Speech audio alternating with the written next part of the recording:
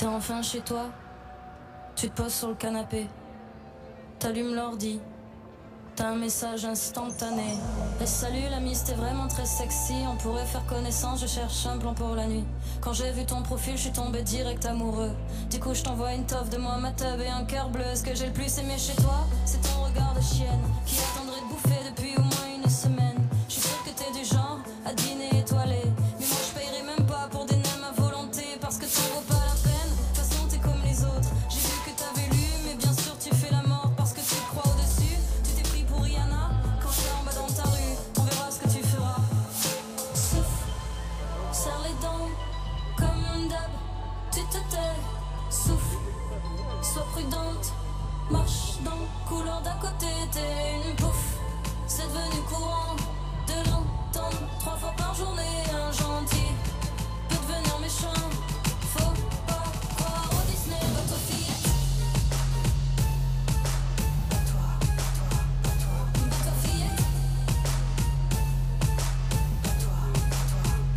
Votre fillette. Votre fillette.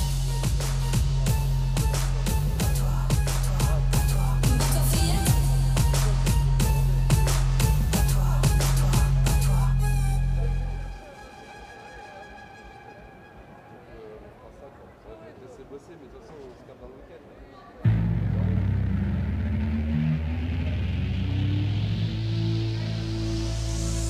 Ta vie est filante, létale, c'est trop tard. Ils engloutissent tes drames et tes espoirs. Te reste le brouillard épais des corps qui t'étalonnent dans tous tes décors. Je te vois perché, penché, tatoué de soir et nu. Tu vas le nirvana pour 20 $. Pas plus, monte dans le char quand le monde y dort. Fuck it, t'es down pour le money talk. Et toi quand tu fais tes squats, il t'attend dans le squat. Les gros serrés, les mêmes moites, dans la colère laisse tes marques. Hoche la gueule, c'est à peine si tu les vois. Tes 20 $, tes 20 $, tes 20 $, tes 20 $.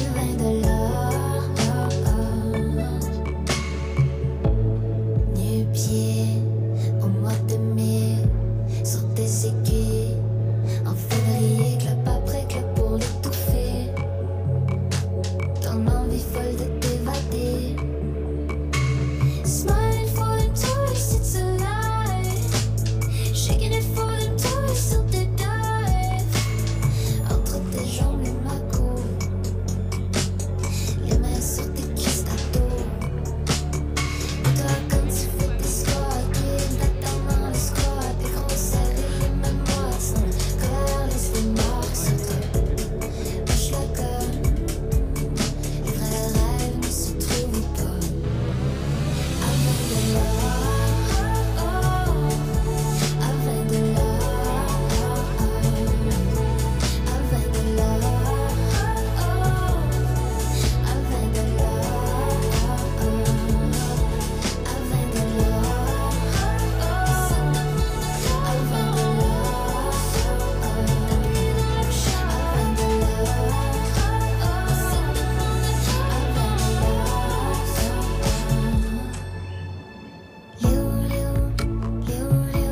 léopard sur ton léopard, t'es le léopard. Qu'on laisse savoir que tu vaux plus que 20 $. Regarde, léopard sur ton léopard, t'es le léopard. T'es qui pour croire que je ton texte sur mes déboires dehors? T'es qui pour croire que t'es la reine, je veux rien savoir. T'en sais rien, oh t'en sais rien. Jusqu'où tiendra le mirage, l'illusion que tout va bien. Mais t'en sais rien, oh t'en sais rien. Tu souris comme une image, est-ce au diable ou au saint? Le faux comme une flèche qu'on décoche. Blesse ceux qui tenteraient une approche. Mais jusqu'ici tout va bien.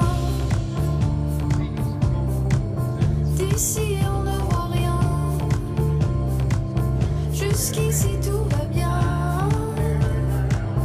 D'ici on ne voit, d'ici on ne voit, d'ici on ne voit rien. Tu en joues, tu en joues. Des ombres chinoises, des nuits à crier au loup. Tu t'en fous, tu t'en fous. Pleine à l'ardoise, le dupe c'est toi avant tout. Le faux comme une flèche qu'on décoche. Blesse ceux qui tenteraient une approche. Mais jusqu'ici tout va bien. D'ici on ne voit rien. Jusqu'ici tout va bien. D'ici on ne voit, d'ici on ne voit, d'ici on ne voit rien. Tout va, rien ne se voit. Tout va, tout va, rien ne se voit. Rien ne se voit. Oh, d'ici rien ne se voit. Oh, d'ici on le voit. D'ici on ne voit rien. Mais jusqu'ici tout va bien. D'ici on ne voit rien. Jusqu'ici tout va bien. D'ici on ne voit. D'ici on ne voit. D'ici on ne voit rien. D'ici on ne voit rien. Jusqu'ici tout va bien. D'ici on ne voit. D'ici on ne voit. D'ici on ne voit rien. Jusqu'ici tout va bien.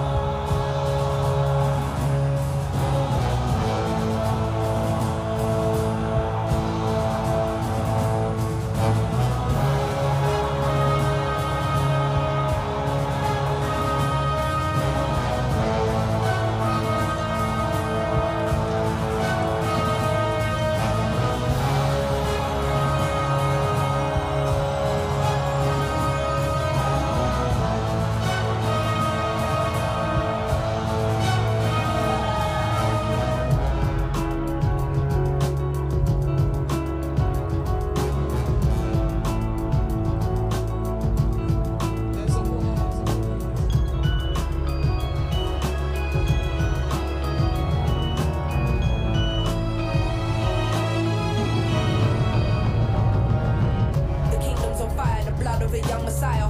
I see sinners in the church, I see sinners in the church. Sometimes I might be introvert, there's a war inside. I hear battle cries, mothers burying sons, young boys playing with guns. The devil's a liar, fulfill your wildest desires. Now I don't wanna be the one to doctor this, but if you can't feel pain, then you can't feel the opposite. The fight between the yin and yang's a fight you'll never win. I study humans, that makes me an anthropologist. I'm not into politics, but I know it's dark times. Parts of the world still living in apartheid. But if I don't take this winner's flight, that's career suicide. Though I should have been a friend when your grandma died. I see the illness, see my aunt laying in her bed. I see her soul rising as her body gets closer to death.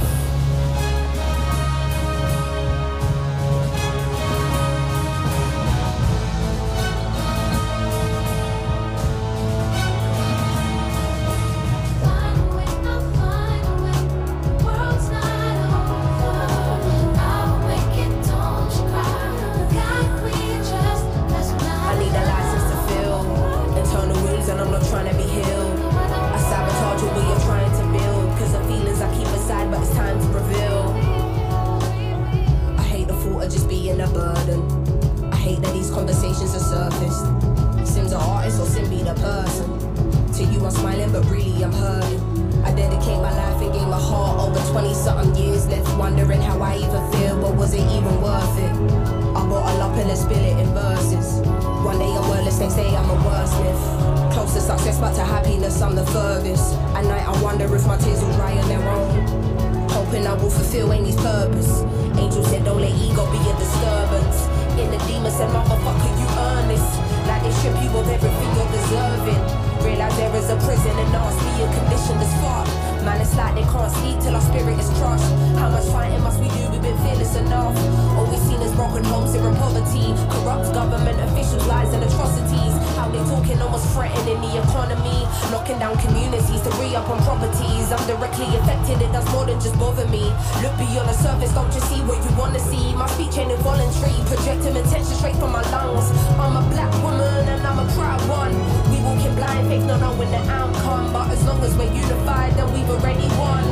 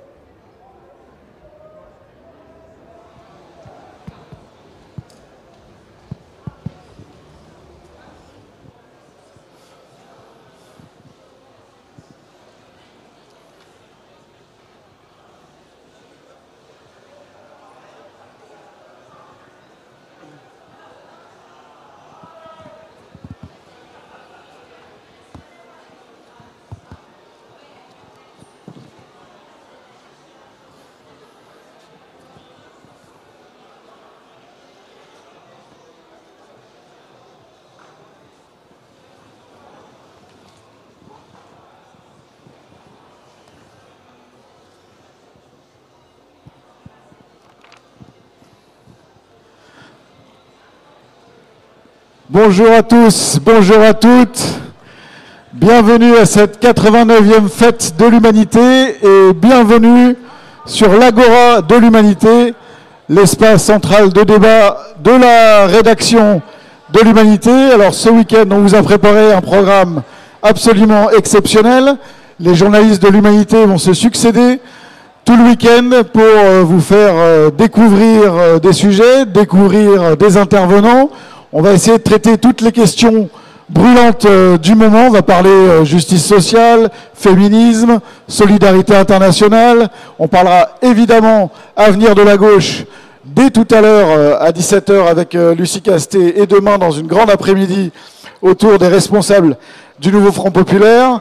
On parlera aussi lutte contre l'extrême droite, reconquête des classes populaires, mais aussi de sport, de santé, d'éducation, avec des personnalités importantes, des personnalités du monde politique. Tous les responsables de la gauche seront sur cette agora à travers le week-end. Les responsables des groupes à l'Assemblée. Nous aurons aussi Sophie Binet, la secrétaire générale de la CGT. Du monde associatif aussi avec Henriette Steinberg, la secrétaire générale du Secours populaire. On aura aussi un programme humoristique, puisque ce soir, vous aurez la chance d'assister à la carte blanche à Guillaume Meurice, qui est exclu de France Inter, mais qui est le bienvenu à la fête de l'humanité. Nous aurons donc tout à travers le week-end des moments très forts avec des grandes personnalités nationales. Nous accueillerons dimanche Dominique de Villepin, l'ancien ministre des Affaires étrangères, et nous accueillerons une star internationale qui nous fait le grand plaisir de revenir sur la fête de l'humanité. Après 30 ans, c'est Angela Davis qui sera avec nous demain.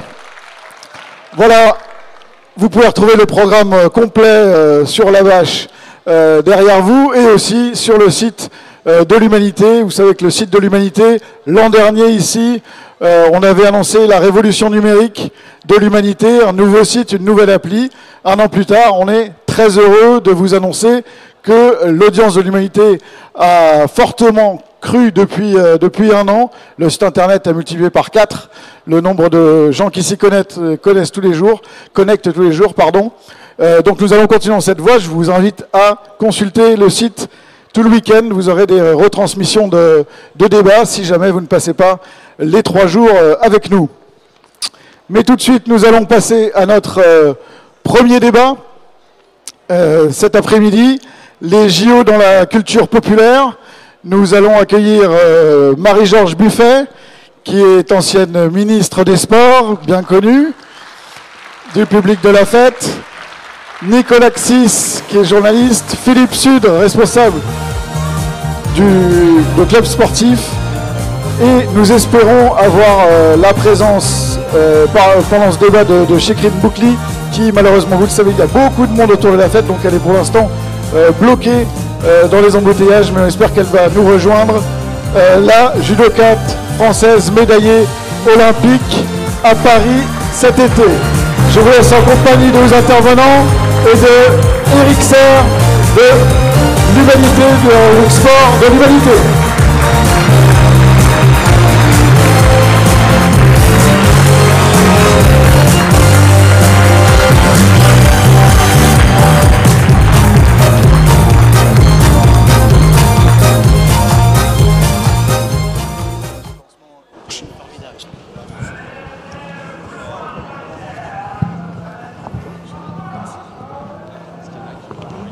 Allô.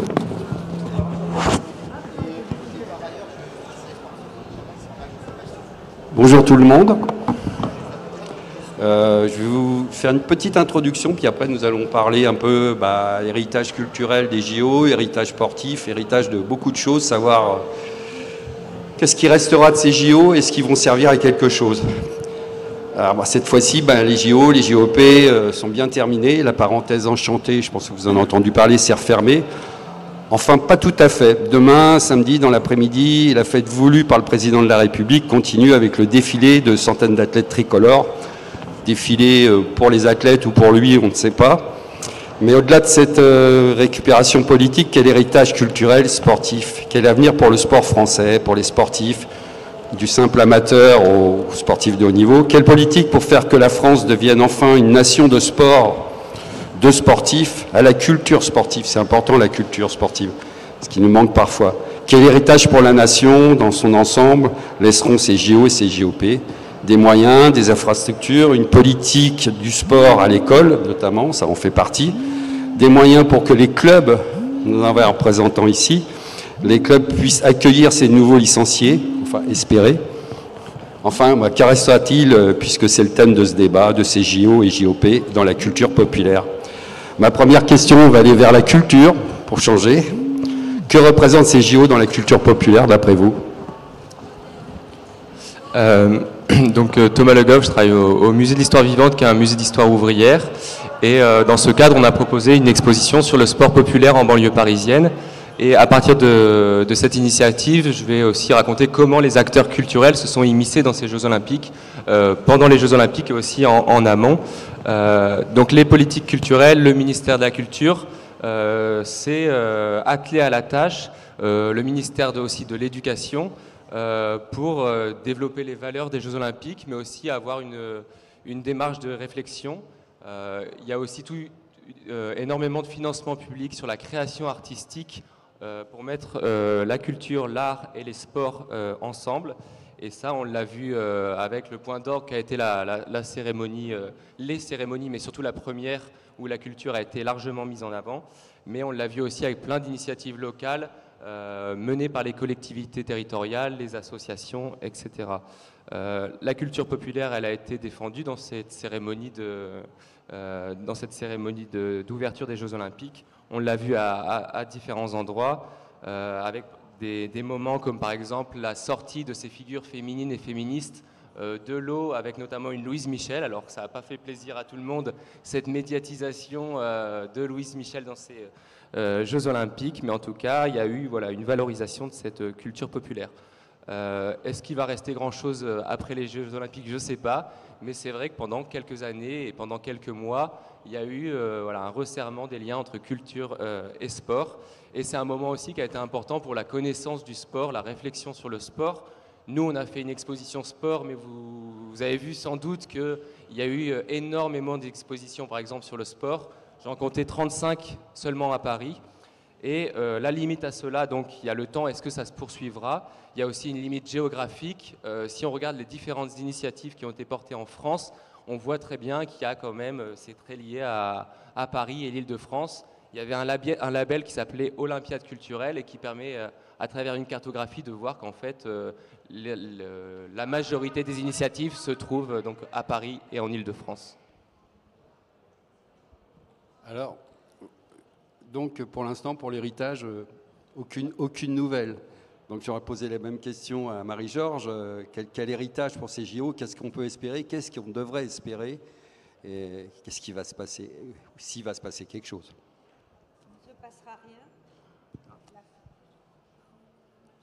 Il ne se passera rien, la flamme sera éteinte, la flamme olympique, si nous ne menons pas un combat. Un combat pour que l'accès à la pratique sportive soit reconnu comme un droit fondamental. Le sport contribue au bien-être physique et psychique des individus.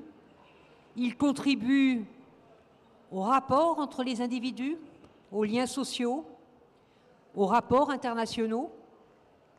Mais le sport reste quelque part quelque chose d'apolitique. Quand vous regardez les différentes élections qui se déroulent, présidentielles ou législatives, le sport ne fait pas l'objet d'une confrontation entre des candidats ou candidates de droite ou de gauche sur quel est l'avenir du sport en France, comment donner au sport les moyens de répondre au fait que chacun et chacune doit bénéficier de ce droit fondamental. Alors j'ai envie de dire, au lendemain de ces JOP qui ont été magnifiques, et je veux particulièrement insister sur les Jeux paralympiques, qui ont donné à voir, tout simplement, de ces sportives et sportives, sans ajouter d'adjectifs qui n'ont pas lieu d'être, des sportifs et des sportifs. Je pense qu'il faut se lever et mener un grand combat pour que le budget 2025 ne soit pas, comme l'a annoncé la ministre des Missionnaires, un budget en perte de 11% au lendemain des JOP, mais un budget qui soit au niveau de 1% du budget de l'État. Les hommes et les femmes de la culture ont su, à une époque, se mobiliser pour dire « la culture mérite 1% du budget de l'État ». Eh bien, je pense qu'il faut que nous ayons le même combat politique, la même mobilisation, pour qu'il y ait des moyens pour le sport. Et quand je dis le sport, au centre de l'accès à la pratique sportive dans notre pays, il y a le club et les bénévoles. J'ai vu plein d'articles dans la presse qui disaient que suite au JOP, tant mieux, magnifique, des tas de gamins, gamines, des tas d'hommes et de femmes ont envie de pratiquer le sport, ont envie de se tourner vers un club sportif. C'est formidable. Encore faut-il que le club, ses encadrants, ses bénévoles, aient les moyens de les accueillir au niveau des équipements, au niveau des éducateurs, etc., etc. Donc l'urgence, c'est de donner les moyens au club d'accueillir les hommes et les femmes, les gamins et les gamines qui ont envie de pratiquer le sport. Donc voilà, on va y revenir, mais moi j'ai vécu, comme beaucoup d'entre vous certainement, avec beaucoup de plaisir ces Jeux olympiques et paralympiques, mais j'ai pas envie qu'on tourne, qu'on ferme la porte et qu'on dise maintenant au club, bah, débrouillez-vous, débrouillez-vous, et puis on va voir comment on va faire, et puis bon, Barnier va nous expliquer qu'il faut réduire le déficit public, alors donc le budget des sports, 830 millions, c'est tellement énorme, n'est-ce pas? On va encore un peu le diminuer, parce que quand même, c'est beaucoup, 830 millions. Voilà, donc voilà, je vous appelle tout simplement à vous mobiliser pour que les Jeux olympiques et paralympiques permettent à tous les hommes et les femmes qui le souhaitent, touchés ou non par le handicap, de pouvoir pratiquer le sport dans de bonnes conditions dans notre pays. Marie-Georges, vous parlez de mobilisation, mais quelle pourrait être cette mobilisation? Comment se mobiliser? Moi, j'ai fait beaucoup de débats sur le rapport sur le comité pour l'éthique et la vie démocratique dans le sport. Avant les congés d'été, j'ai fait beaucoup de débats et je pense qu'il faut lancer une pétition nationale. Il faut, voilà, en disant on n'acceptera pas que le budget 2025, après les JOP, marque un recul. Nous voulons plus de moyens pour le sport et pour les clubs dans notre pays. Et puis, ça ne suffira pas. Je pense qu'il faut une loi cadre qui soit débattue très rapidement au Parlement, parce que la dernière loi cadre, elle date de 2003, vous voyez, 2003. Or, aujourd'hui, les enjeux du sport se sont modifiés. De temps en temps, il y a des scandales qui sortent, des choses comme ça. On a besoin d'un renouveau démocratique dans le mouvement sportif. Il faut qu'il y ait un véritable débat d'idées au niveau de chaque fédération sur quelles orientations, quels projets, etc. Et puis, il faut qu'il y ait des structures qui soient mises en place pour préserver l'éthique du sport. Donc, le budget, mais aussi une grande loi cadre pour permettre au mouvement sportif de trouver un nouvel essor. Philippe Sudre, vous êtes président de club, donc vous êtes sur le terrain et je pense que vous avez beaucoup de choses à dire justement avec la fin de ces JO, les médailles qui reviennent à votre club et qu'est-ce que ça va amener dans l'avenir? Si ça amène quelque chose, je ne crois pas, si j'ai bien compris. Oui, bonjour à tous. Comme tout le monde, je suis dans l'attente de l'héritage. J'espère que ce sera une succession positive. Bien entendu, notre club, le Restart Club de Champigny, section judo, a brillé par Clarisse Agbenenou cet été avec ses 2 médailles. Mais ce qui m'importe aujourd'hui, c'est le club et puis ceux qui animent ce club.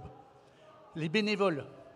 Parce qu'on a parlé pendant ces Jeux Olympiques des volontaires, et à juste titre, ils ont fait un travail remarquable. J'en connais qui ont beaucoup payé de leur poche pour pouvoir se loger.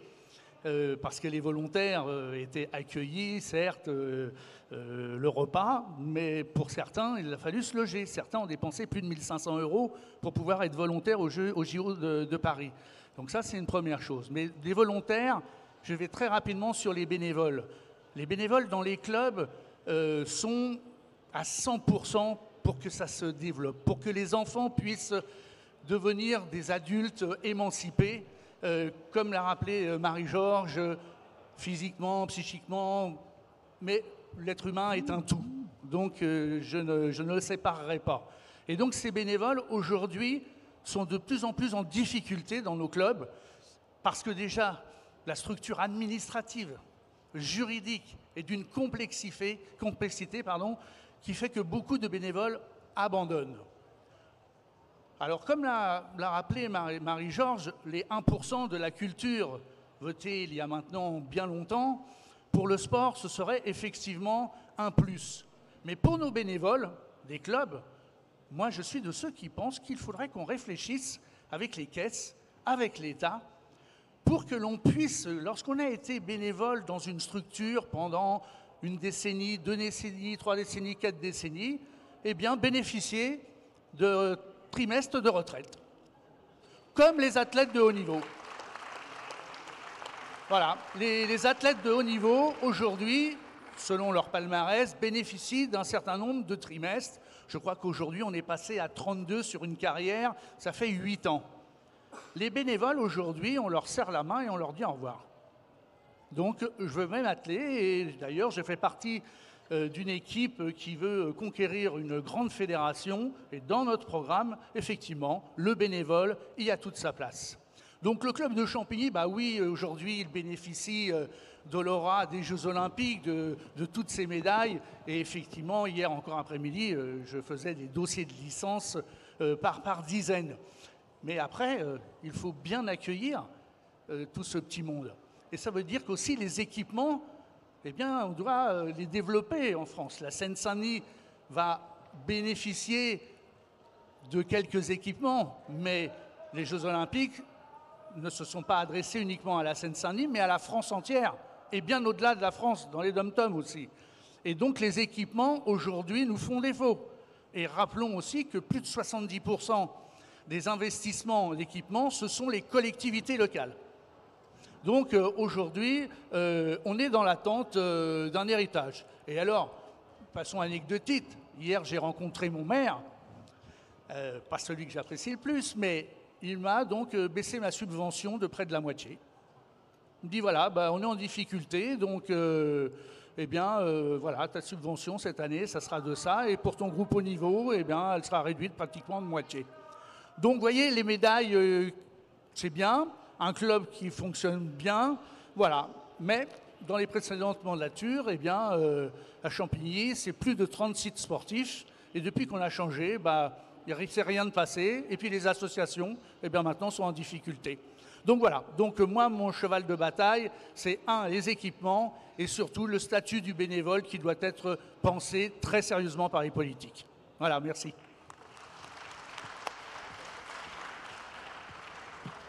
Est-ce qu'on peut... Alors, la France est-elle un pays à la culture sportive? Oui. Mais, en fait, c'est marrant, on a entendu qu'il faut qu'on devienne une nation sportive pour un pays qui a 17 millions de licenciés, plus d'une centaine de fédérations. C'est pas d'aujourd'hui qu'on est un grand pays de judo. C'est pas d'aujourd'hui qu'on est champion du monde de volleyball. C'est pas d'aujourd'hui, je ne parle pas du football, hein, mais voilà, etc., etc. Donc oui, on est une nation sportive au sens où on fabrique énormément de sportifs. C'est important dans la vie sociale, économique. Le bénévolat, je ne vais pas revenir sur ce qui a été raconté depuis le terrain. Donc oui, la France a une culture sportive. On passe le temps juste à l'oublier et oublier ce qui a très bien été rappelé par Marie-Georges Buffet, c'est que c'est une question politique au sens vrai du terme, c'est-à-dire que ça implique la question des services publics.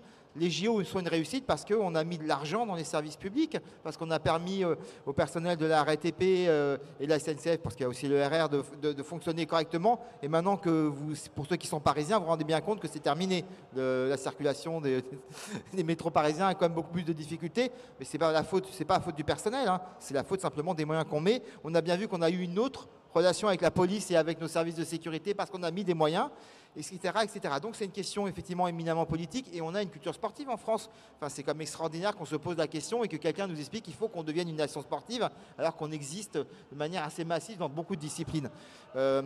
Moi, j'ai beaucoup aimé aussi les JO comme tout le monde, mais j'ai vécu ça comme une espèce de... Je mets des guillemets parce que je ne veux pas inciter à consommer de l'alcool, mais une immense murge collective. C'est-à-dire qu'on a vécu un mois de campagne électorale traumatisante dans un pays qui était divisé, un pays qui se haïssait, où tout le monde n'en pouvait plus à la fin. On n'avait même pas de gouvernement quand ça s'est produit. En fait, il y avait un gouvernement, mais démissionnaire. Effectivement, tout le monde a eu envie de souffler et de faire la fête, mais tout le monde n'a pas pu le faire. Il y a quand même eu aussi des strates, il faut se rappeler ça. Il y a ceux qui ont pu avoir des billets, qui ont vécu l'événement direct, tant mieux pour eux, qui ont fait des jolies photos de story au palais, au Grand Palais, et tant mieux pour eux. Il y a ceux qui ont regardé les gens poster leurs photos, il y a ceux qui ont regardé à la télé. Et quand on parle d'héritage des JO, il y a les France, il n'y a pas qu'une seule France. Moi, je suis très content, évidemment, pour la Seine-Saint-Denis qui rattrape un tout petit peu le retard qui s'est accumulé dans les équipements à disposition, la prise en charge. Mais pensez simplement au Val-de-Marne, puisqu'on en a un représentant, mais d'autres, l'Essonne, les Yvelines, etc., l'ensemble de la France. Moi, comme beaucoup de Français, je suis parti en vacances, un peu quand même, hein, j'en ai profité, même si je suis un odieux parisien. Et j'étais en Vendée, donc les vacances de classe moyenne typiques. L'immense majorité des gens que je rencontrais, ils étaient contents, mais ça leur était passé au-dessus, cette euphorie. Donc il ne faut aussi pas non plus surestimer la mise en scène de ce qui s'est passé pendant les JO. Ça n'a rien réglé, ça n'a pas camouflé les problèmes sociaux, ça n'a pas cicatrisé ce qu'on a vécu avant, et bien au contraire, peut-être d'une certaine manière. Alors vous demandez, est-ce qu'on est un pays de culture sportive? Oui, mais moi je vais rejoindre Marie-Georges Buffet, peut-être pas, on n'a pas forcément les mêmes solutions, mais il va falloir vraiment que ça devienne un sujet politique au vrai sens du terme. Et quand on dit politique, c'est pas qu'il y ait... Alors moi, je suis journaliste aussi, mais je suis aussi impliqué dans une fédération qui s'appelle la FSGT, mais savoir, on va appeler un tel dans tel parti parce que lui connaît les questions, un tel dans l'autre parce que lui connaît les questions. Il va falloir que l'ensemble de la classe politique arrête de dire oui, on veut un héritage et qu'on fasse en sorte, parce que ça demande des moyens, des sous, et ça demande, c'est vraiment la problématique, moi je la mets vraiment là-dessus, des services publics, et je vais vous donner une illustration personnelle. Moi, l'héritage des JO, quand je suis revenu, l'hôpital du Clément Bicêtre où mon fils est suivi pour son diabète, on m'a décalé un rendez-vous en hôpital de jour parce qu'il n'y a plus de personnel, c'est pas qu'ils ne veulent pas s'occuper. Et mon fils qui est également en situation de handicap, d'autisme, c'est aussi des difficultés et des personnels qui manquent dans les IME. Donc à un moment, je veux bien qu'on explique qu'il faut que les personnes en situation de handicap pratiquent le sport, que tout le monde puisse avoir accès à la santé, que tout le monde puisse avoir accès, si vous ne mettez pas les moyens, parce que c'est ça le nerf de la guerre, on ne les aura pas. Et une des choses qui m'a le plus choqué dans le traitement médiatique des JO, c'est d'entendre régulièrement vanter les performances de nos athlètes en expliquant qu'un tel s'entraînait maintenant aux États-Unis, un tel avait telle fondation de tel grand groupe économique derrière lui. Les collectivités, puisqu'on en a parlé, elles investissent 2 fois le budget du COJOP tous les ans dans le sport.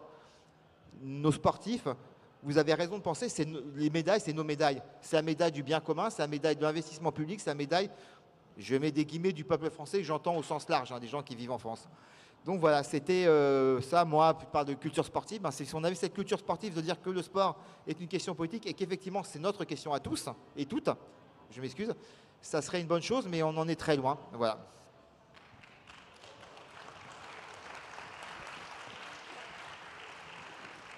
Je pense qu'on a tous été très émus par les Jeux paralympiques. Ça a été un grand moment.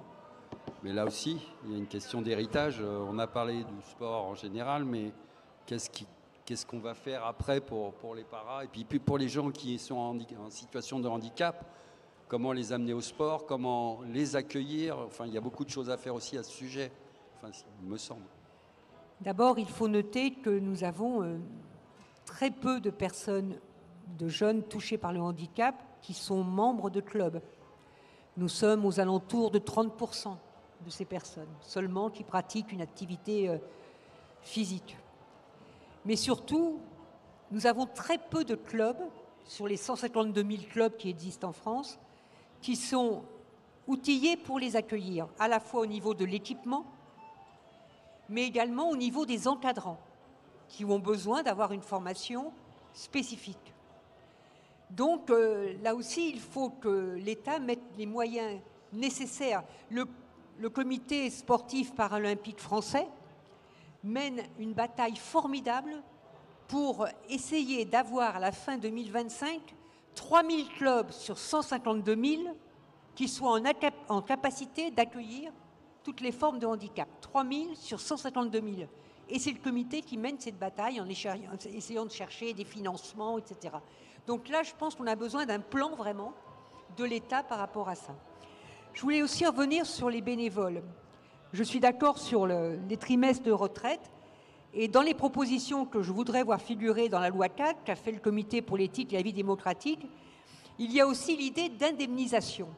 Quand vous êtes élu dans une commune, vous êtes maire adjoint, vous touchez une indemnité. C'est transparent, c'est clair, c'est net, c'est voté au conseil municipal. Pourquoi un bénévole qui occupe une responsabilité ne pourrait pas toucher une indemnité? Parce qu'il prend sur son travail, il prend sur sa vie personnelle pour animer la vie du club. Donc ça me semblerait une proposition tout à fait juste. Je pense aussi qu'il faut aller vers des décharges horaires, comme pour des délégués dans l'entreprise, des délégués du personnel qui puissent bénéficier de décharges horaires. C'est d'autant plus important si on veut qu'il y ait plus de femmes qui occupent des postes de responsabilité dans le mouvement sportif en tant que bénévoles. À aujourd'hui, si vous prenez tous les postes de président du club jusqu'à la fédération, en passant par le SDOS, le CROSS, la Ligue, etc., vous n'avez que 16% de femmes qui occupent une telle responsabilité. Et ça, c'est normal. On parle déjà de la double journée entre le travail et les charges domestiques. S'il faut avoir en plus l'engagement bénévole, si on n'accompagne pas, c'est très compliqué pour les femmes. Et je rappelle quand même que nous n'avons aujourd'hui en France que 39% de filles et de femmes parmi les licenciés de l'ensemble des fédérations, 39%.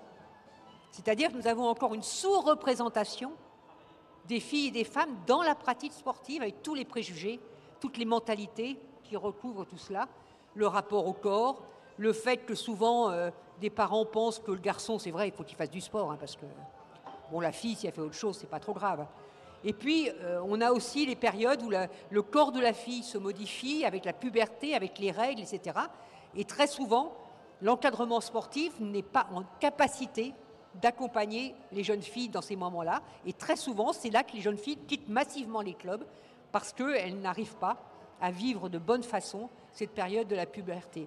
Donc voilà, je pense que c'est tous ces dossiers-là qu'il faut que les JOP nous donnent envie de traiter, parce que les JO étaient à parité au niveau des athlètes, ce qui n'était pas le cas des Jeux paralympiques, mais ce n'est pas le cas non plus dans le mouvement sportif français. Vous parliez des bénévoles, du bénévolat. Est-ce qu'il n'y a pas aussi un problème de formation, de créer quelque chose pour justement, vous parliez des femmes, des filles, c'est aussi un problème. On peut être bénévole, mais il faut aussi avoir les outils pour l'être. Il faut bien sûr un effort de formation, mais il faut que ce soit financé. Financé au niveau des moyens publics, parce que avant de monter là sur la tribune, on discutait et on me disait que dans une grande fédération, qui pourtant a eu beaucoup de médailles au JOP, etc., on oblige les bénévoles à se former, mais il faut qu'ils payent. Il faut que les clubs payent. Ben oui, mais il y a des clubs pour qui c'est très difficile. Donc il faut vraiment que ça soit un financement public, d'où le besoin, bien sûr, de plus de moyens au ministère des Sports, en espérant que le ministère des Sports reste dans le gouvernement qui arrivera un jour, et qu'on ne reste pas simplement à l'Agence nationale du sport, mais qu'il y ait toujours un ministère d'État de plein exercice qui soit consacré au développement de la pratique sportive. Peut-être que vous voulez intervenir aussi sur ça. Oui, alors moi, puisqu'on parlait d'héritage, on parle beaucoup de sport, mais je ne voudrais pas qu'on oublie l'éducation nationale et surtout l'éducation physique et sportive à l'école. D'ailleurs, dans le langage courant, on parle souvent de l'éducation physique, du sport à l'école. Bon, l'école, bien entendu, on peut l'entendre comme étant le primaire, le collège, le lycée, etc. Moi, je pense, de 6 à 10 ans, c'est là où tout se joue. Et aujourd'hui, en France, on accueille les Jeux Olympiques et on n'a même pas d'éducation physique et sportive à l'école primaire, si ce n'est ces fameuses 30 minutes et qui ne se font pas partout, décidées il n'y a pas si longtemps que ça, parce que les Jeux Olympiques allaient arriver. Donc il y a un réel enjeu, puisqu'on parlait de culture sportive, avant d'être dans la culture sportive et dans le sport, eh bien, soyons éduqués physiquement et sportivement, puisque bien souvent, le support de l'éducation physique, c'est les disciplines sportives. Mais les objectifs ne sont pas les mêmes. Et donc, on doit mener ce combat de l'éducation physique à l'école. Un professeur d'éducation physique dans chaque classe. Déjà, au collège, c'est compliqué, mais à l'école primaire, à l'école élémentaire, aujourd'hui, il n'y a rien. Donc, la France accueille les Jeux Olympiques, est heureuse de tout ce qui s'est passé, des médailles, etc., y compris, bien entendu, les Paralympiques, je les oublie surtout pas. Mais attention, ça passe d'abord par l'école. Et donc, l'éducation physique et sportive doit être valorisée et on doit y mettre des professeurs. Pour revenir à ça, c'est justement ça, je voulais parler de la France est-elle un pays sportif, c'est-à-dire dans l'éducation, à l'éducation nationale, il y a en Angleterre, aux États-Unis d'une autre manière, en Allemagne, le sport fait partie intégrante de l'éducation. C'est un éveil, un autre éveil il y aurait pu être culturel, là c'est sportif aussi. Et moi c'est ce qui me gêne, ce qui manque en France. Parce que c'est ça qui fait l'éducation, c'est ça qui fait les sportifs de demain et aussi ceux qui vont suivre le sport et l'apprécier. Oui, alors effectivement, il faut quand même faire attention quand on compare les pays. Hein. C'est qu'aux États-Unis, effectivement, le sport est très important dans le système éducatif parce que il n'y a pas de sport associatif aux États-Unis, par exemple. Donc ça joue un rôle singulier, mais c'est vrai que même dans les universités, ce qui est très peu le cas en France, il y a tout un développement de la pratique sportive et pas uniquement comme on a, nous, les STAPS pour former les futurs profs de PS ou quelques gens dans le management. Une fois encore, sur la question d'éducation, c'est assez instructif parce que même au sein des cursus éducatifs, le sport, effectivement, c'est les heures de PS, il n'y a pas de problème. Et il faudrait que ça soit effectivement effectif, que tout le monde puisse en bénéficier, qu'il y ait des ouvertures sur tous les types de pratiques. Et ça, c'est plus compliqué quand il n'y a pas les infrastructures. Voilà, les professeurs de PS en parleraient beaucoup mieux que moi, donc je n'ai pas envie de m'étendre à leur place. Mais le sport doit être aussi présent quand on réfléchit en histoire, quand on réfléchit en littérature, quand on réfléchit sur tout ce qui relève de la société ou de l'éducation civique. C'est beaucoup moins le cas dans les réflexions transversales qu'on prétend développer dans l'éducation. Et l'autre aspect que vous évoquiez sur la culture sportive, c'est aussi au monde de la culture de s'en emparer et pas uniquement de manière opportuniste quand arrivent les JO et que les budgets tombent. Je ne vais pas être méchant, mais on en discutait avant. Il y avait 35 expositions sur le sport en région parisienne. Même moi, je n'ai pas toutes les voir, hein, je ne vais pas vous mentir. Certaines très bien, hein, dont celle du musée d'histoire vivante. Mais voilà, il faudrait aussi que le sport soit lié à la culture de manière plus régulière. Je lisais l'interview de celui qui avait organisé la cérémonie d'ouverture des JO qui évoquait la question de la démocratisation. Mais la démocratisation, c'est aussi la démocratisation de la pratique, c'est la démocratisation du recours et de la facilité de l'accès. C'est beaucoup plus compliqué. Et je reviens toujours à ça parce que là, je suis désolé, je viens d'un monde, moi je suis créé aussi dans un ligne qui s'appelle SoFoot. On sait que l'argent, c'est très important dans le football. L'argent, c'est très important quand on veut développer les pratiques sportives et la démocratisation. Je ne dis pas que c'est l'ère de la guerre, ouais, mais quand même pas loin. Et donc, la culture sportive, c'est aussi les moyens que vous mettez pour y avoir accès. Alors, on a parlé de la question du handicap et de l'accès des personnes en situation de handicap dans toute leur diversité, y compris les personnes en situation de handicap mental qui sont assez peu présentes. Alors, moi, ça me touche personnellement, donc j'en parle. Mais dans les JO, ils étaient assez peu représentés. Mais pour qu'il y ait un accès, et dans tous les territoires, parce que ce n'est pas uniquement à Paris ou dans des métropoles, dans tous les territoires, y compris les territoires ruraux qu'on dit délaissés, et qui le sont souvent, ça demande des investissements. Il faut que les structures publiques soient aidées, il faut qu'il y ait des moyens qui soient mis, l'aide aux bénévolats, etc. Donc moi, la culture sportive, ce n'est pas quelque chose, et je l'entends souvent en fait dans le discours des politiques, oui, il faut que les gens aient une culture sportive. Bah ouais, c'est sympa. Parce que vous comprenez, on aime bien poser à côté de gens qui ont des médailles, c'est sympa. Après, on fait une interview, on raconte qu'on aime bien tel ou tel sportif. Ça ne se fabrique pas de manière artificielle, mais j'ai envie d'un peu de lutter contre la morosité française. C'est regarder le pays qu'on est en termes de sport malgré tout.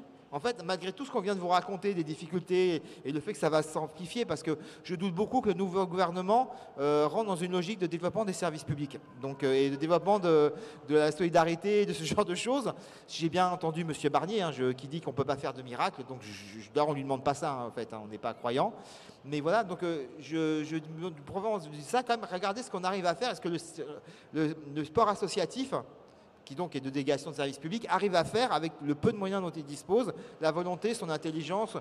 Moi, je suis toujours extrêmement frappé par tous les gens que je rencontre dans les clubs associatifs, même dans le monde ultra, chez les groupes de supporters, la forme d'intelligence, de culture, de savoir-faire, de compétences sociales, culturelles, politiques qui se développent dans ces infrastructures et qui sont malheureusement, et ça c'est mon dernier point puisque tu parles de culture sportive, il faudrait qu'il y ait plus de sportifs, de responsables sportifs, de représentants associatifs dans nos partis politiques, dans nos structures syndicales, qui soient des dirigeants et qui apportent cette vision de la société qu'ils ont et qui est unique parce qu'ils touchent tout le monde. Les profs de PS aussi, par exemple. Et c'est là où là je te rejoins, je vais terminer là-dessus, c'est très important parce que le PS, ils ont toute une génération. Si on veut faire pratiquer les filles, les jeunes filles, il y a le PES, c'est comme un levier incroyable parce que malheureusement, pour compenser ce qui vient d'être dit, les 39%, c'est par ce biais-là qu'on va y arriver, c'est un outil important. Je terminerai par une petite autocritique de notre profession.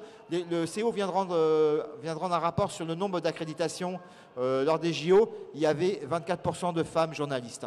Déjà, ça serait un énorme progrès si on montait un peu. Et là, c'est entre guillemets le problème de ma corporation. Je mets des guillemets aussi.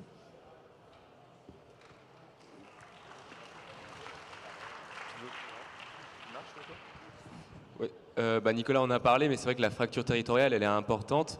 Et les collectivités territoriales ont des finances qui sont très fragiles, et ça s'en ressent dans la culture, ça s'en ressent dans le sport.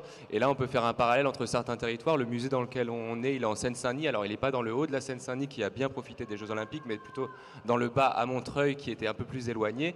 Mais on peut faire des parallèles aussi avec la France des campagnes, ou dans les petites mairies qui n'ont plus d'argent, qui ne sont pas capables de financer un terrain de tennis ou seulement l'équipement du village, ça va être le seul terrain de foot.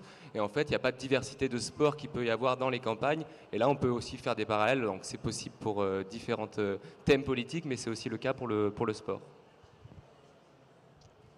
Tout à l'heure, vous parliez de démocratie. J'aimerais poser la question à Philippe Sudre. Justement, la démocratie dans les fédérations, il y a aussi un énorme... Enfin, si vous avez parlé du judo, mais si avec le judo, ça pourrait avancer, mais on peut parler du football, du rugby, enfin, c'est tous ces problèmes où on est cette démocratie au niveau des instances dirigeantes de ces fédérations. Bon, c'est un vaste sujet, je vais faire très attention à ce que je vais dire, mais effectivement, au niveau des fédérations, et de plus en plus, on constate qu'il y a de moins en moins, effectivement, de démocratie. Donc les fédérations maintenant s'organisent de telle façon que c'est pratiquement le conseil d'administration d'une fédération qui décide de tout et ne passe même plus par l'assemblée générale. Donc on se retrouve avec des décisions des fois, on va dire, limite de l'éthique, de la morale, mais bien au-delà, puisqu'on a des dérives financières et des conflits d'intérêts dans les fédérations. Donc, pour ce qui me concerne et ma fédération, nous bataillons actuellement pour que, effectivement, à tous les niveaux de décision, à tous les niveaux, c'est-à-dire club, département, région et national, il y ait une représentativité à l'échelon supérieur de l'étage inférieur. Parce que, en fait, ce que oublient la plupart du temps les licenciés, c'est que ce sont les clubs qui font les fédérations et pas l'inverse. Aujourd'hui, on a plutôt de l'information qui descend, des décisions descendantes, alors que ce sont les clubs qui peuvent effectivement faire changer le monde. Alors jusqu'à présent, les fédérations votaient un petit peu entre elles, dans l'entre-soi. Maintenant, depuis 2022, il y a l'obligation dans les fédérations de voter, de faire voter les clubs. Donc dans notre fédération, par exemple, la moitié des voix seront issues des clubs et l'autre moitié des délégués nationaux et des présidents de comité. Donc ça, c'est une avancée. Maintenant, c'est surtout comment informer l'ensemble des clubs du territoire qu'ils ont cette possibilité d'aller voter et donc de faire changer le monde, comme on l'a bien entendu en France quand on se pose la question, mais comment se fait-il qu'on ne va plus voter, quoi? Eh bien, dans les clubs, c'est un peu comme ça aussi, et donc on essaie de faire changer ça. Donc un de mes combats, c'est aussi effectivement d'aller vers les clubs et leur dire qu'ils ont cette possibilité de donner leur avis sur un choix entre une fédération qui va être démocratique et plus juste et une fédération qui va devenir une start-up. Voilà.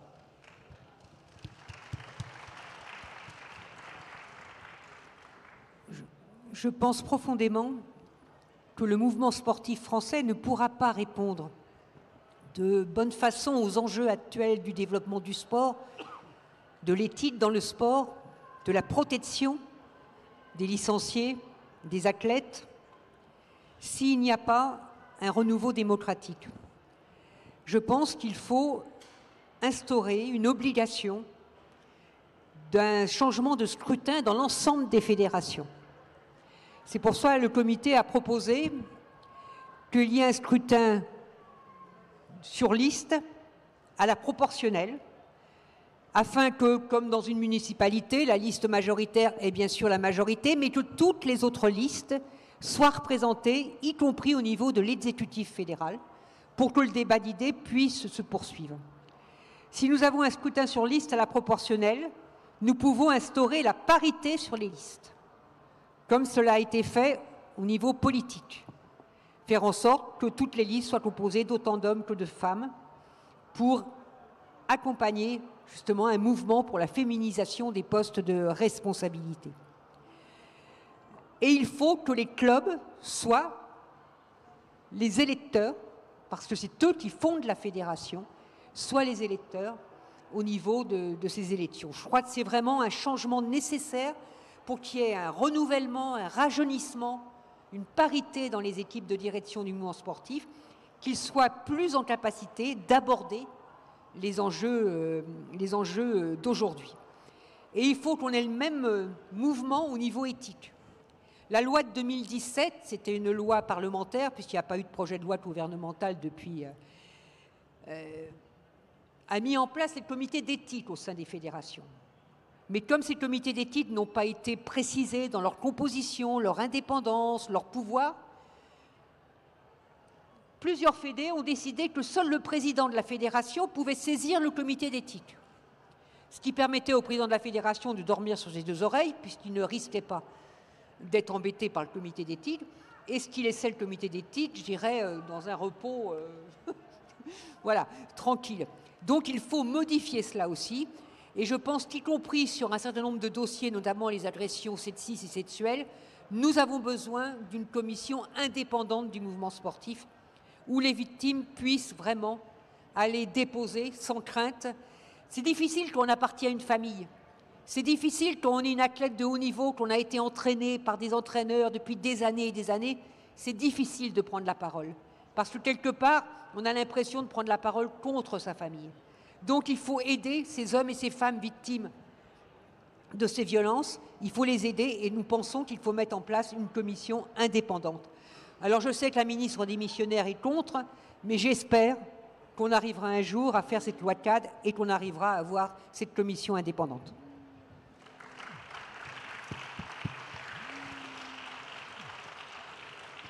Justement, comment expliquer, les fédérations ont une délégation de service public, comment expliquer cette dérive qui n'est pas nouvelle, elle date depuis quasiment le départ. Qu'est-ce qui s'est passé pour que, au niveau des fédérales, on ne comprenne pas que une fédération ne fonctionne pas sans ses clubs, sans ses sportifs?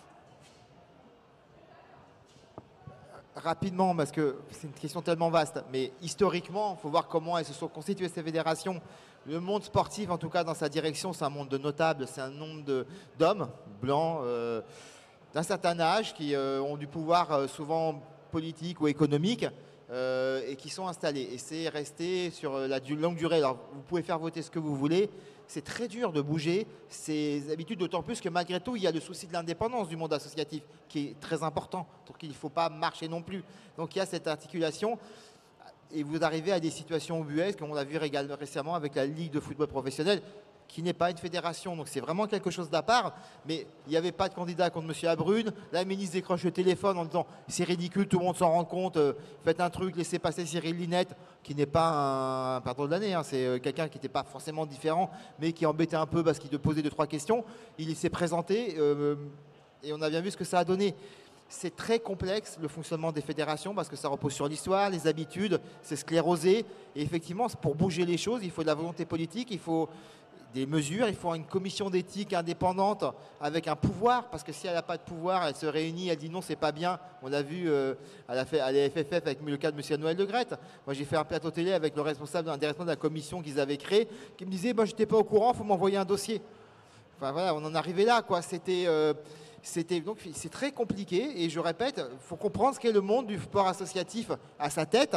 C'est un monde de notables, d'hommes blancs souvent, très sur deux et qui ont des capitaux et des relais que ne possèdent pas forcément les clubs qui par ailleurs vivent leur vie, ont bien des difficultés à gérer au quotidien, mais aussi ils doivent faire de la politique.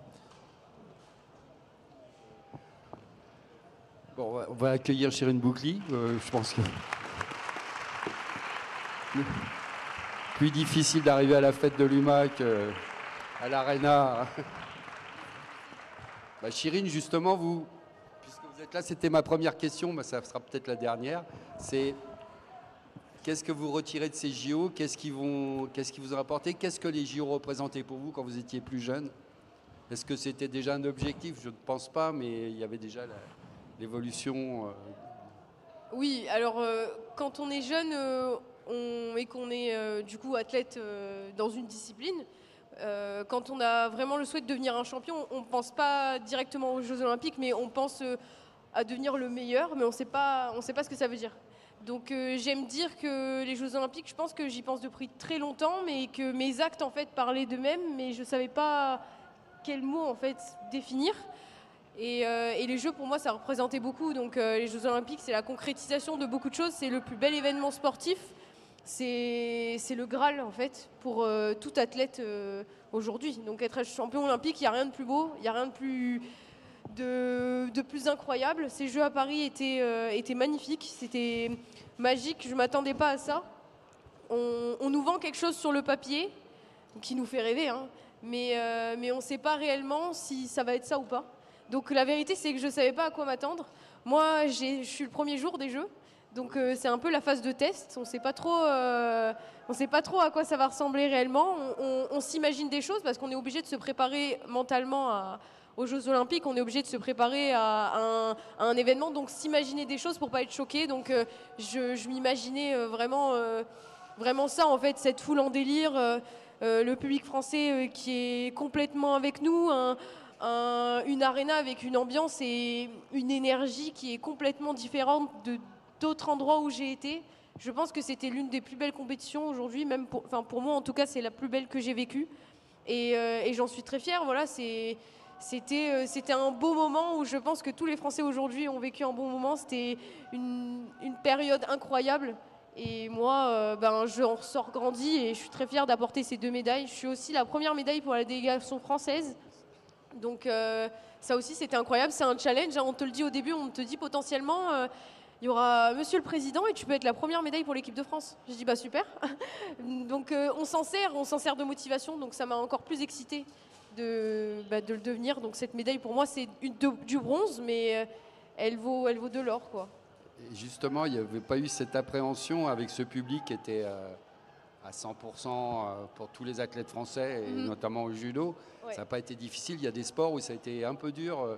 Je sais que notamment, par exemple, le rugby à 7, ils ont mis 2 jours avant d'accepter qu'il y ait autant de monde, autant de pression, et ils sont devenus champions olympiques, mais ça a été...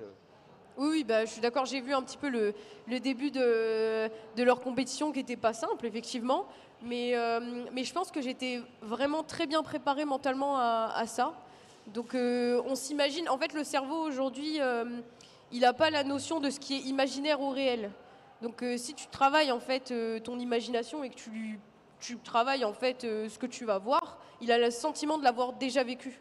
Et du coup c'est ça aussi l'aspect prépa mental où je préparais mon cerveau à vivre quelque chose qu'il a déjà connu quoi.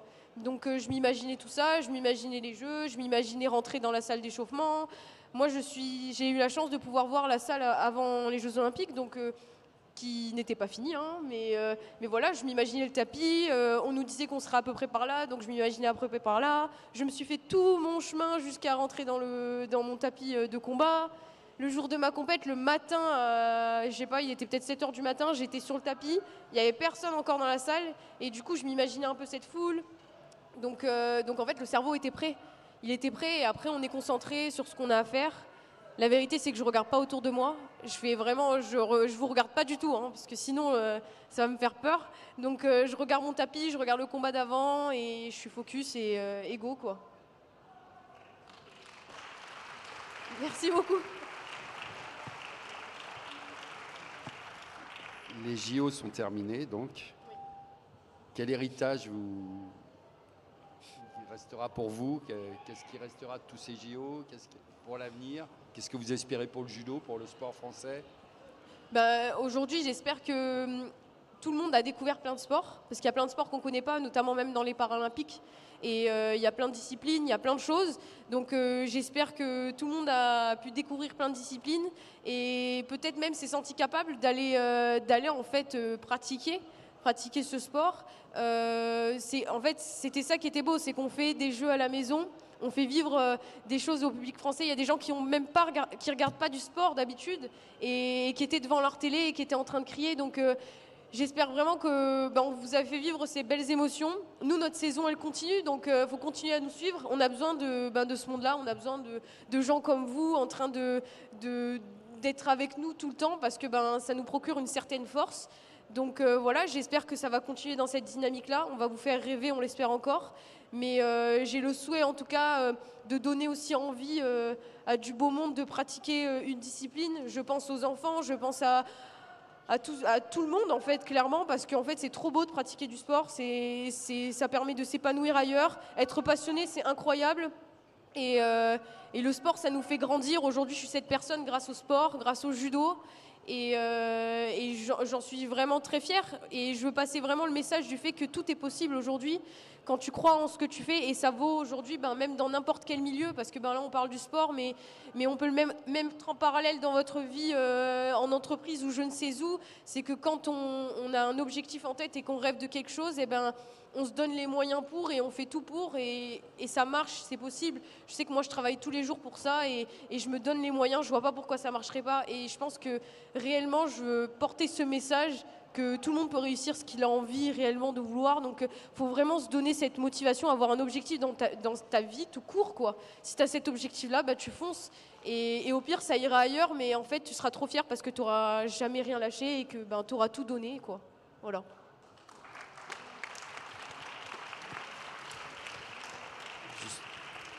En tant que sportif de haut niveau, vous avez bénéficié de l'ANS, enfin de l'Agence nationale pour le sport. Moi, j'aimerais se poser la question, qu'est-ce qui va en rester de cette ANS, de cette Agence nationale pour le sport? Quelque chose? Rien? Elle va disparaître? C'était un beau rêve des JO et on passe à autre chose? Pour l'instant, rien ne se dit.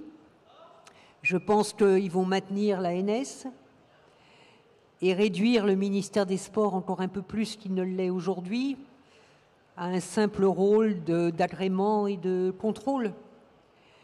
Je pense que l'ANS a montré sa capacité sur le sport de haut niveau. Je suis plus sceptique sur son rôle concernant l'aide, la répartition de l'aide au club, qui a été quand même consacrée aux fédérations, ce qui permet un certain clientélisme de la part des directions fédérales. Donc je pense que l'ANS peut conserver sa mission au niveau du haut niveau, mais qu'il faut que le ministère des Sports retrouve sa plénitude pour le développement du sport pour tous et tous, le sport populaire dont on parlait. Il y a un secteur qu'on n'a pas abordé sur le sport populaire, mais regagner des clubs dans les entreprises au lieu des coachs payants. Et puis reconstruire du sport à l'université, parce que le sport à l'université aujourd'hui, c'est plus grand-chose. Et ça fait longtemps, et ça serait une belle ambition. Ça serait une belle ambition.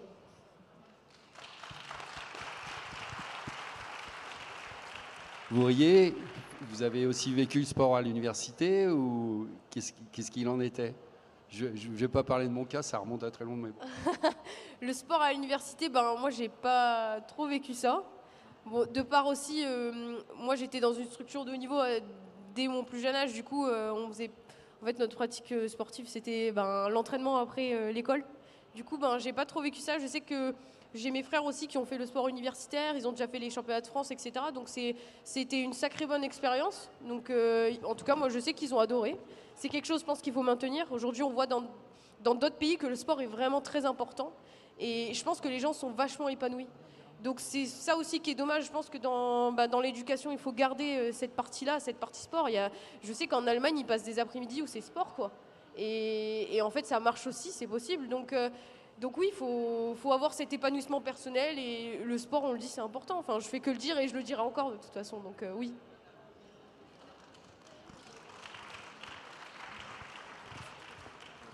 Oui, quelques mots sur l'université et les études en STAPS, en sciences et techniques des activités physiques et sportives. Aujourd'hui, on assiste à une peau de chagrin de la pratique sportive au sein de l'université. C'est-à-dire que les étudiants qui seront plus tard des professeurs d'éducation physique et sportive ont de moins en moins de pratiques. Aujourd'hui, l'association sportive, comme dans les collèges et lycées, du jeudi après-midi à l'université, est en pleine déconfiture. On y met maintenant des cours. Et donc, les étudiants ont des grandes difficultés maintenant à pratiquer, alors que ce soit en STAPS ou dans les autres disciplines. Donc, on se retrouve à l'université, mais particulièrement en STAPS, avec des étudiants qui, en fait, vont être d'excellents théoriciens, mais qui, au niveau de la pratique, pour certains, anecdote, et je ne connais pas la personne, et vraiment, dans mes propos, ce n'est pas péjoratif, mais au CAPEPS, lancer du javelot, eh bien, une étudiante lançait le javelot à l'envers. Le CAPEPS, c'est le concours de recrutement des futurs professeurs d'éducation physique sportive. Alors je pense que, voilà, elle n'a pas dû effectivement avoir une formation, mais je pousse à l'extrême. Mais aujourd'hui, à l'université, le sport n'est plus. Donc il y a une nécessité de redonner à l'université, mais pas qu'à l'université, vous l'avez bien compris, on en a parlé tout à l'heure, voilà, une dimension sportive, une culture sportive qui fera de notre pays un pays émancipateur par la pratique sportive. Voilà, juste un petit mot. Marie-Georges, je vais vous laisser conclure sur... Deux propos. D'abord, de nouveau, vous appelez à une mobilisation pour faire en sorte que la flamme des JOP ne s'éteigne pas et que tous les clubs de France, les 152 000 clubs de France, aient les moyens de fonctionner et d'accueillir tous ceux et celles qui auront découvert de nouvelles pratiques à travers les JOP. Et puis qu'on aille vers, en effet, ce statut du bénévole dont on parle depuis 50 ans, qu'on arrive à obtenir cette formidable avancée pour le mouvement sportif, mais pour tout le mouvement associatif. Et puis, je voudrais quand même terminer, j'ai parlé de la pratique au féminin du sport. Il y a eu aussi de très beaux gestes pendant ces Jeux olympiques et paralympiques. Et notamment, il y a 3 athlètes afghanes, 2 appartenant à l'équipe des réfugiés et une appartenant à l'équipe afghane non reconnue par les talibans, qui ont manifesté à la fin de leur épreuve, qui ont manifesté tout simplement leur solidarité avec leurs sœurs afghanes, qui, vous le savez, sont interdites d'éducation, de pratiques sportives et maintenant, y compris, de prendre la parole sur la voie publique. Ces athlètes afghanes qui ont eu ce courage ont été sanctionnés par les instances internationales du mouvement sportif. Alors j'aimerais que dans les suites des JOP, il y ait aussi une forte mobilisation aux côtés des femmes afghanes pour qu'elles puissent tout simplement reconquérir leur liberté. Et nous allons le 13 novembre tenir une très grosse initiative à l'Assemblée nationale pour nous tourner vers l'État et vers le gouvernement qui peut-être sera en place à ce moment-là, pour lui dire, mais que fait la France? Que fait la France aux côtés de ceux et de celles qui résistent en Afghanistan? Que dit la France? Pourquoi on n'entend pas la France aux côtés de celles et de ceux qui résistent en Afghanistan? Et vraiment, on peut applaudir ces athlètes afghanes.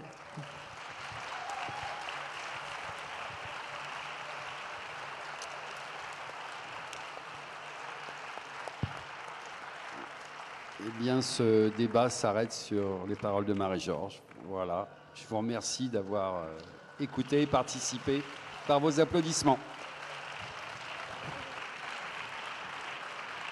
Merci Marie-Georges Buffet, merci à Chirine Boukli d'être venue jusqu'à nous dans les embouteillages.